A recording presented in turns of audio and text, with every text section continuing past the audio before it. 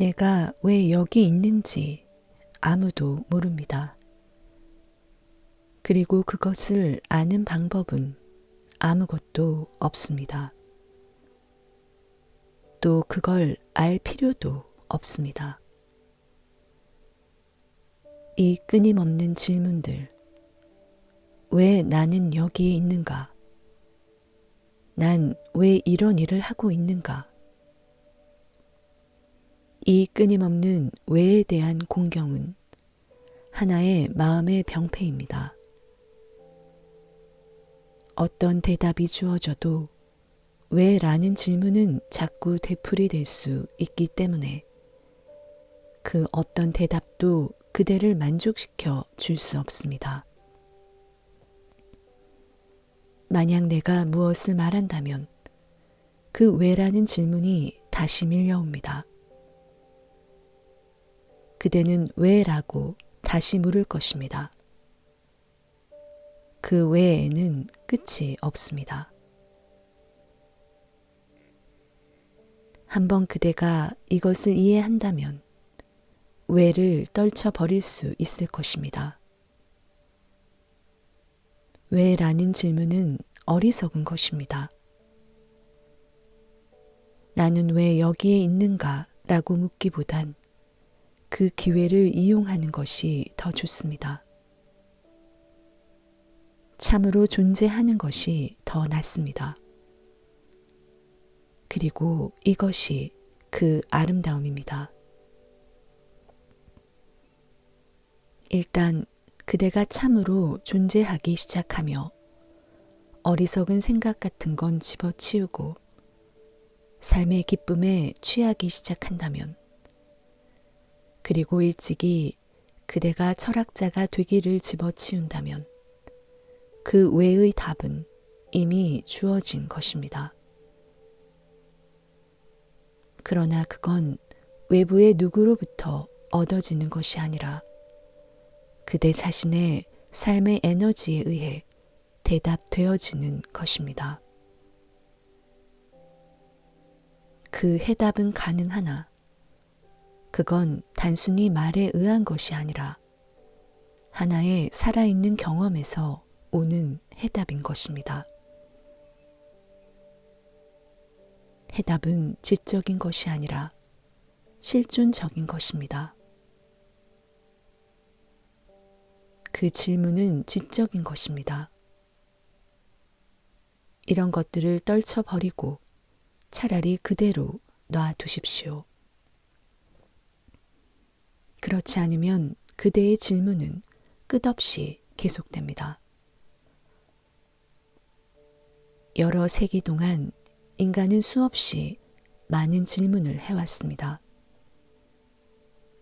그 가운데 어느 하나도 사색, 사고, 논리, 이성에 의하여 해결된 건 없었습니다. 반대로 사람들이 이 질문에 답하려 할 때마다 그 답은 수없이 많은 새로운 질문을 낳아왔습니다. 누가 이 세계를 창조하였는가? 그 답은 이미 나와 있습니다.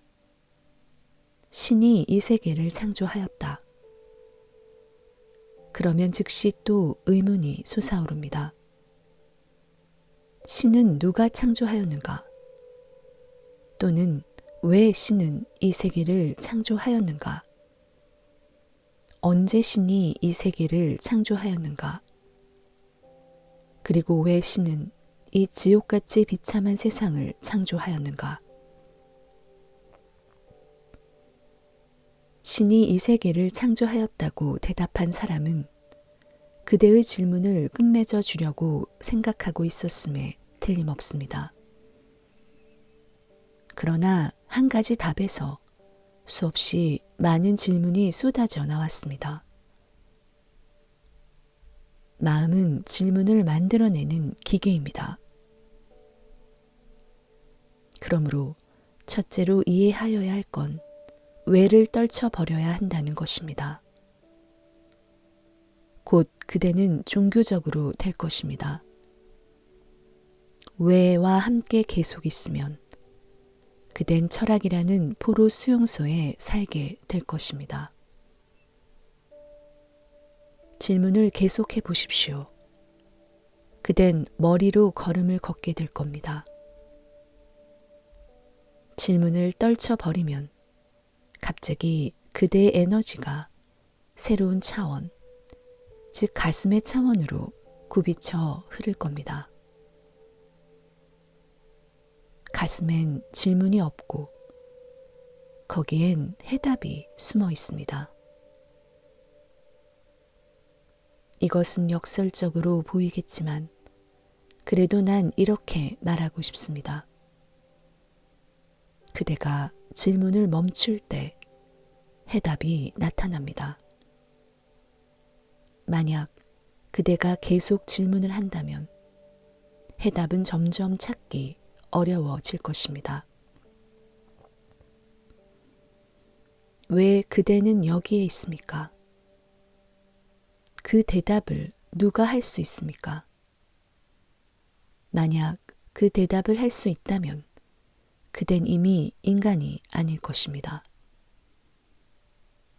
그대는 기계가 되어버릴 겁니다. 이 의자가 여기 있는 건 그럴 만한 이유가 있기 때문이고 그 해답은 주어질 수 있습니다. 차가 문 앞에 있습니다. 그 왜라는 질문에도 답은 주어질 수 있습니다. 만약 그대의 왜라는 질문에도 역시 답이 주어질 수 있다면 그대는 의자나 차와 같은 기계가 되어버릴 것입니다. 그댄 하나의 쓸모 있는 상품이 되어버릴 것입니다. 그러나 그대는 인간이지 기계가 아닙니다.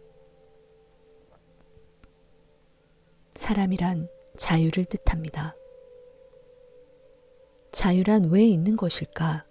라고 그대는 질문을 제기할 수 있으나 그런 질문은 어리석은 것입니다. 인간에 관한 질문엔 그 어떤 해답도 주어질 수 없습니다. 그리고 만약 인간에 대한 왜라는 질문에 해답이 주어질 수 없는 것이라면 그대가 궁극이나 신에 대해 질문을 할 때 어떻게 해답이 주어질 수 있겠습니까? 인간에 대한 왜라는 질문에는 해답이 주어질 수 없는 것이며 또한 신에 관하여는 올바른 질문을 제기하는 것조차 거의 불가능합니다. 나의 노력은 그대의 질문에 응하는 것이 아니라 그대의 100가지 질문 중에서 99가지는 정말 어리석은 것이라는 걸 깨우쳐 주려는 대로 향하고 있습니다. 그것들을 떨쳐버리십시오. 일단 그대가 그 어리석은 질문들, 그것들은 매우 철학적으로 보이지만 그 질문들을 떨쳐버리면 하나의 질문만이 남습니다. 그리고 그 질문은 부적절하고 비본질적인 것에 더 이상 관심을 갖지 않습니다. 그 하나의 질문은 실존과 그대의 존재에 관심을 갖습니다. 그 질문은 그대가 여기에 있는 이유와 그대가 여기에 있는 목적이 아니라 그대의 실존에 관한 겁니다. 그대가 누구인지, 나는 누구인지에 관한 겁니다. 그댄 이것을 알 수 있습니다. 그리고 이걸 알려고 다른 어떤 사람을 찾아갈 필요가 없습니다. 그대는 그대의 안으로 들어갈 수 있습니다. 이를 위해 경전을 볼 필요는 없습니다. 그대는 그대의 내부를 볼 수 있습니다. 이를 위해서 그대는 다만 두 눈을 감고 그대 내면의 정적 속으로 들어가기만 하면 됩니다. 그러면 그대는 느낄 수 있습니다. 난 누구인가? 그대는 그 향기를 맛볼 수 있습니다. 나는 누구인가? 그대는 그것을 냄새 맡을 수 있습니다. 그대는 그것을 만져볼 수 있습니다. 이것이 실존적인 질문인 것입니다. 그러나 그대가 왜 여기에 있는지 난 모릅니다. 그건 알 필요가 없습니다. 두 번째로 이해해야 할 것은 그대가 그런 질문을 할 때마다 그 질문들은 특정한 마음의 상태를 나타내고 있다는 겁니다. 예를 들어 그대가 불행할 땐 언제나 왜? 라고 묻습니다. 그러나 그대가 행복에 차 있을 땐 결코 왜라 묻지 않습니다. 만약 그대가 고통스럽다면 왜 난 고통을 당해야 하지? 라고 물을 겁니다.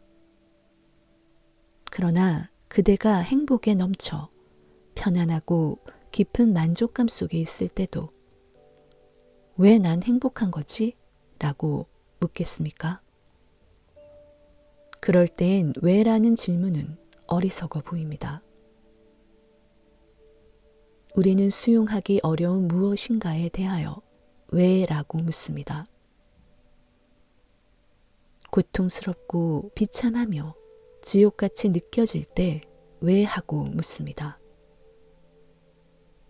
우리는 사랑, 행복, 그리고 지복과 황홀경에 대해선 결코 왜라고 묻지 않습니다. 따라서 왜 하고 물을 땐 그대는 불행하다고 표시하고 있는 것임에 틀림없습니다.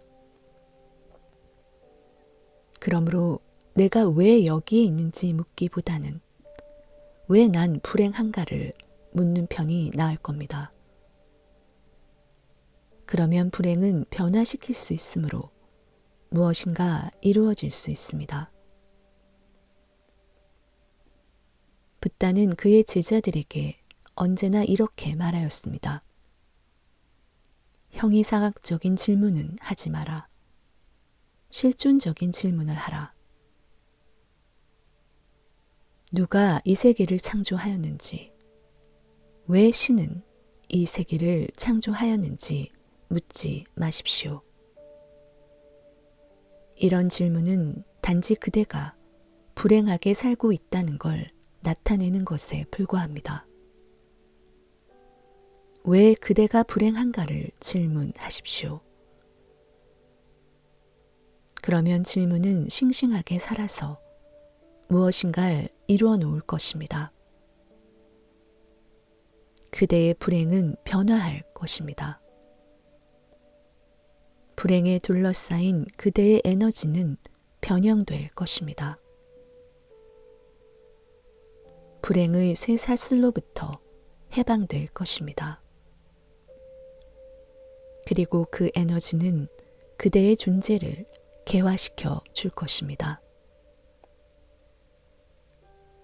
그대가 여기에 있으면서 나에게 난 누구인가 라고 질문할 순 없는 일입니다.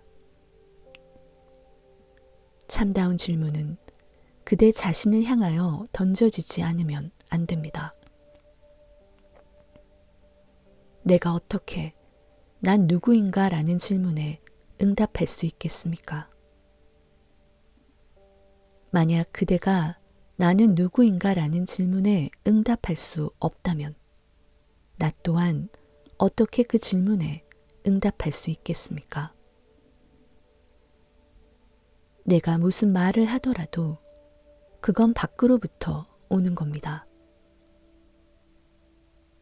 그러나 그대는 아주 깊은 그대 자신 속에 있습니다. 그대는 깊은 그대의 심연에 다른 누구도 있지 않고 그대만이 있으며 어떤 생각조차 지나가지 않는 내적 공간으로 들어가야만 합니다. 오로지 그러한 공간 속에서만 그댄 해답을 얻을 수 있습니다. 그것은 언어로 들을 수 있는 답이 아니며 누군가가 그대 안으로 들어와 그대는 영혼이다 또는 그대는 신이다 라고 말해줄 수 있는 것도 아닙니다. 그곳엔 아무도 없기 때문에 누구도 어떤 말을 할 수 없습니다. 순수한 침묵만이 있습니다. 그러나 그 침묵이 바로 해답입니다. 그 침묵 속에서 그대는 느끼고 압니다. 그대에겐 어떤 안내도 아무 말도 필요 없습니다. 그대는 그대 존재의 가장 깊은 핵심에 맞닿은 것입니다. 어떤 어린아이가 학교에 새로 입학하게 되는 그의 동생에게 이렇게 가르치고 있었습니다.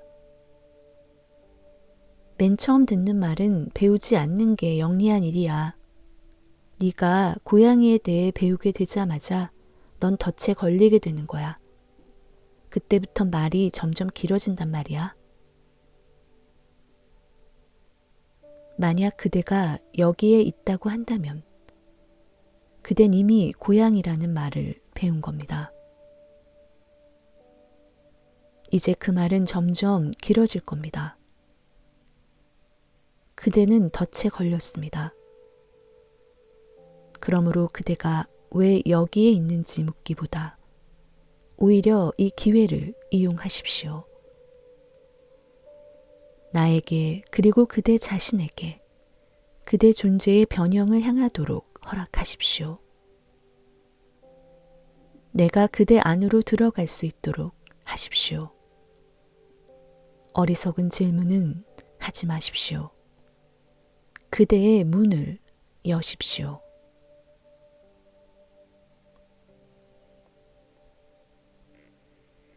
그리고 그대에게 응답하기보다는 모든 질문이 소멸되는 곳에서 나는 내면의 변형을 위해 그대를 도울 수 있습니다. 그때의 해답이 나타납니다. 그러나 그것은 경험적인 것입니다. 그댄 그것을 알 겁니다. 그러나 그걸 다른 사람에게 말해줄 순 없을 겁니다. 그대의 존재 전체가 그것을 나타낼 겁니다. 그대의 눈이 그것을 말할 겁니다. 그대의 주위에서 타는 듯이 빛이 날 겁니다.